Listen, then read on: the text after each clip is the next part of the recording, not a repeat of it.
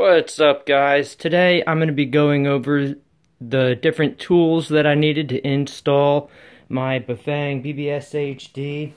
And I just wanted to talk about some of the specialty tools I needed that you wouldn't think that you would need for an install like this, but that I had to buy after the fact, and it slowed me down tremendously on getting this thing in. So a nice bike stand would be the first thing, because it's a pain in the butt to do this with the bike standing up. You could also do the install upside down, but the stand really makes it easier. The second tool I'm going to recommend that you need is Allen keys. And this may seem obvious because, well, you need Allen keys to work on a bike. Here I have a set of long Allen keys. This is really nice to get the good torque on some of these bolts. But another thing I really want to emphasize, not just the long-handled ones, but also the different sizes, because this big size here, you'll use on big bolts like this one, and the crank bolt on the original was even bigger than this, so something like a 10 mil would be very appropriate. This takes an 8, but my original took a 10 mil. When we're looking at the install on the this is probably a 2 mil here. Another pretty obvious but often not talked about tool that you'll need is the special wrench. This here is the wrench that came with the kit for free. You can get these on eBay for like 10 bucks or something like that. I think they have them on Amazon for 20. That open face is going to be important for this right there, this cup that gets installed. Underneath that is another bolt that really holds the kit tight to the bike, and you'll need this side for that kit. But more importantly than that is, unfortunately, this rounded out my Holotech bottom bracket.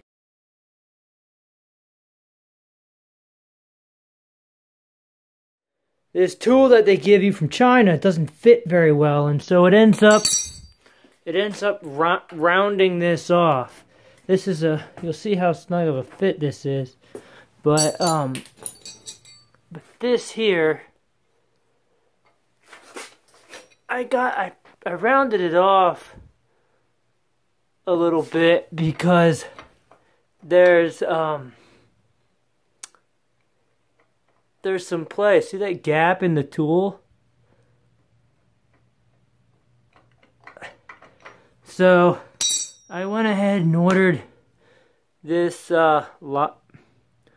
I don't know how to pronounce that. Lezyn. It's from Amazon, 17 bucks, and that fits really snug. Actually, it's so snug that I really have to I gotta wiggle it on there. Feels pretty good, but you'll notice that this is on there real good. So I have a bar here. I'm gonna go ahead and see if I can break this thing off. There we go. Holy crap. Man. So that makes this project a lot easier. You gotta have this. Oh man, that was on there good. I noticed on the original, when I used this on the first side of the bottom bracket, it rounded it out a little bit, but the original fit was pretty tight, and what I think happened is this must have stretched open or something, because when I reviewed the install footage, this fit really snugly around the bottom bracket, and then when I did the other side, the opposite side, this didn't fit snugly at all. It's very wiggly. This will actually fit right on there. You see that? So I'm going to go ahead and crank on these, get this thing out. I think I can get this Bafang on tonight. There's some play. See that gap in the tool? So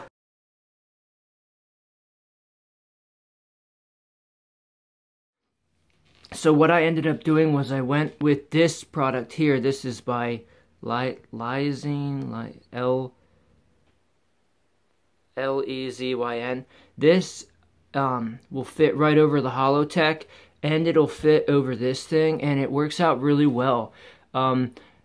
Another thing you could either go with that would be even better but more expensive is like a park tool. They have one like this, but it's completely closed, so it looks like this side, but it has that bolt pattern on it, and that would be helpful because, well, this sticks out, and so I believe this product here won't actually fit on this once this is installed.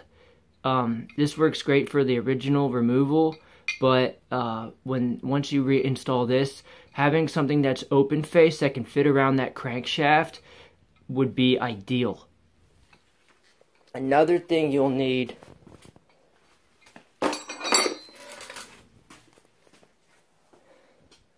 now, this is just a random piece of PVC, but this is what I used for a breaker bar. So when you're removing the original crank, or the original bottom bracket, you're going to need to get a lot of leverage on. Another extremely important tool is something like a pedal wrench. Now on these pedals, I can just use a standard crescent wrench, but for some people's pedals, this gap is going to be so small, you're going to need a pedal wrench, something very thin. Another important tool that you'll need is a chain breaker. Now, most chains these days have a master link. Let's see if we can find. So, most chains can actually be removed by your hand, but what I've noticed after removing and reinstalling this chain so many times, that master link doesn't actually come undone very well, and you're gonna need to undo that because when you remove the front derailleur, that derailleur is gonna be wrapped around that chain, and so you need to undo the chain to get that front derailleur out if you have a front derailleur. I love this tool. This is absolutely essential. It's got a chain breaker on this side. You can do some bolts on this side, and it has all your Allen key, flathead, star tool, Phillips, all the different sizes you'll need to work on a bike.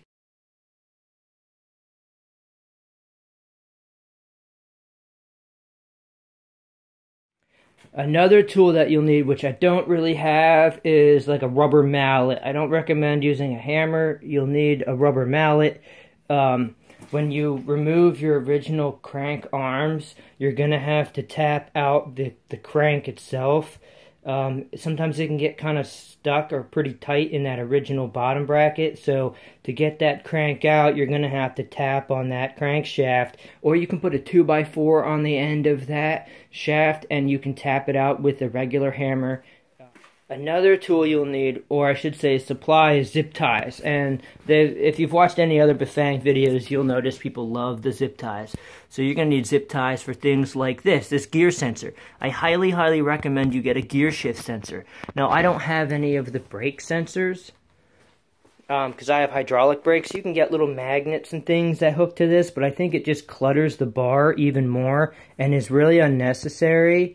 You have to learn to ride this thing a little bit differently, and definitely downshift as you're coming to a stop in order to be in the right gear to accelerate without lugging the motor.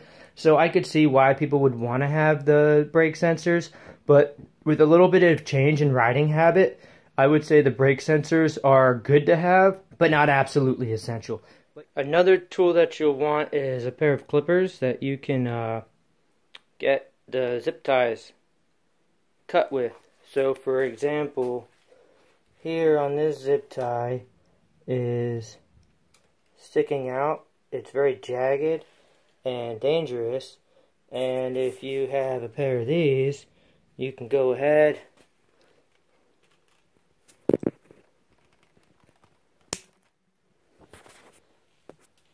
and clip them so they're nice and flush. Alright, 3 other products that you're going to need. Geez, you need a ton of stuff for this, I'm not going to lie. Some dielectric grease. Dielectric grease I use on the electrical connections, such as this wiring up here when you have male and female ends. I use a little bit of dielectric grease on there just to waterproof them a little bit better and keep out any moisture. I also have some thread lock on here for some of the smaller bolts.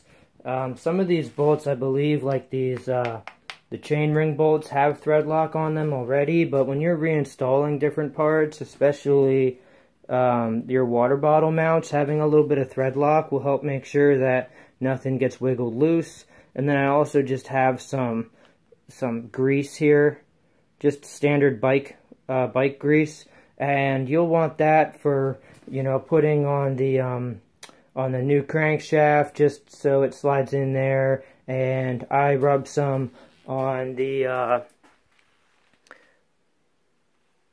threads down here, just kind of as like an anti-seize. If you have anti-seize, I would use a little bit of that.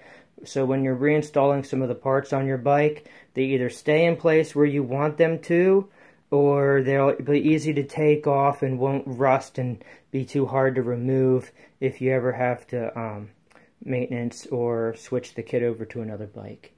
I had the local bike shop install 2 more mounts. 2 more water bottle mounts. They're called nut certs, or sometimes you'll hear the term riv nuts, but these are nut certs. They installed 1 here and 1 here. I've got 4 mounts on this, and that's awesome because this thing is not going anywhere. And with the battery on there, it doesn't make any noise, it doesn't wiggle, and the battery actually slides on much stiffer. Before it slid on pretty easy. Now it slides on, but it's a very positive feel in there. It's not, you're not ripping that battery off. So I would recommend getting 2 more mounts put in if this is the bike that you really want to have that kit on. Almost done, guys. Another tool that I would recommend is, come on camera, is a star tool, especially one with the opened ends. I think they call it a Tamper free star tool, and the reason you'll need that is because of this, the speed sensor right there measures your speed when the magnet goes over it. But in order to install this magnet,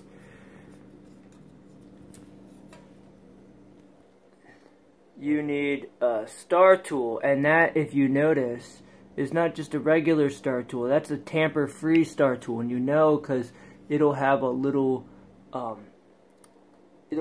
prong in the middle, and that prong will sit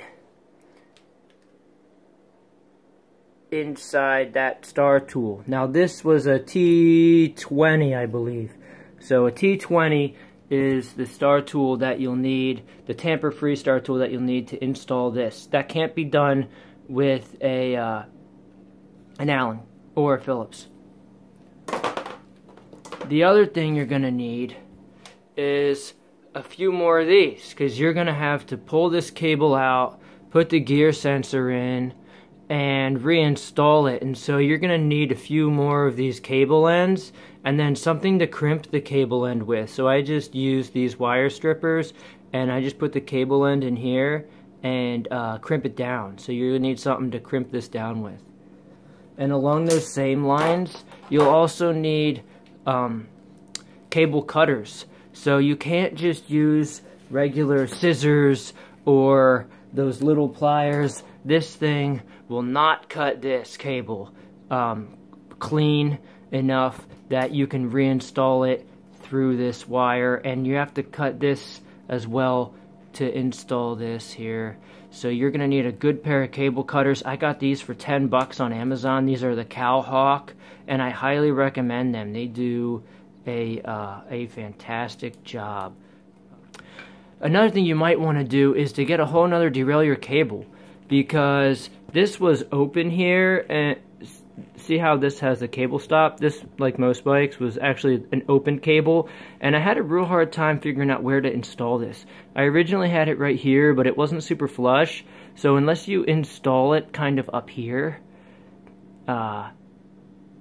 there's not really a good place to install this gear sensor unless somehow you can run it from the motor up to the handlebars and put it up there. But the cable, the wire for it isn't long enough to really install it all the way up at the handlebars.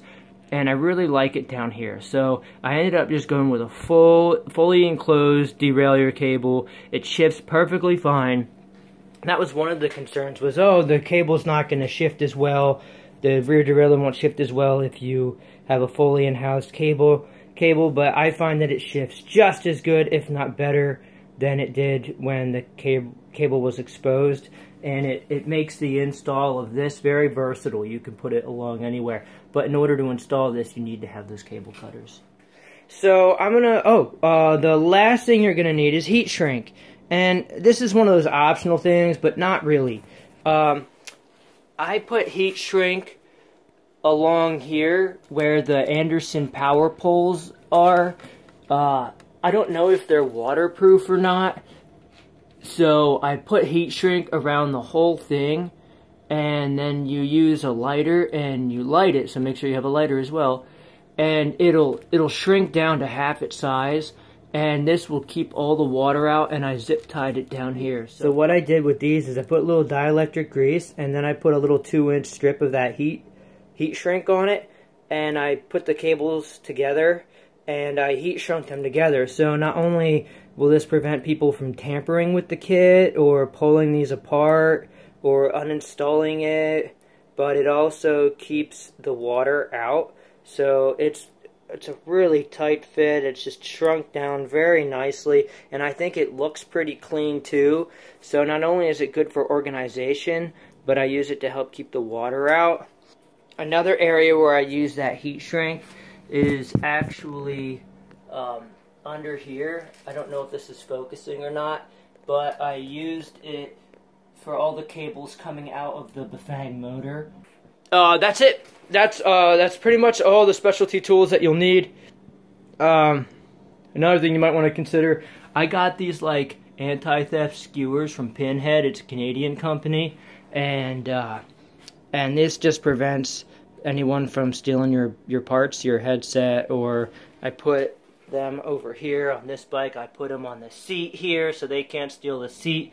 There's another one up here so they can't steal this really awesome luminous seat or the seat post. They can't steal my stem. They can't steal the wheels because they need a special tool that's individualized, and it has these little washers on it that prevent people from putting the gator grips on it. So, anyway, that's it for all the special tools that you need. If you have any other questions on the install or how I did it or any tips or concerns, let me know. Peace.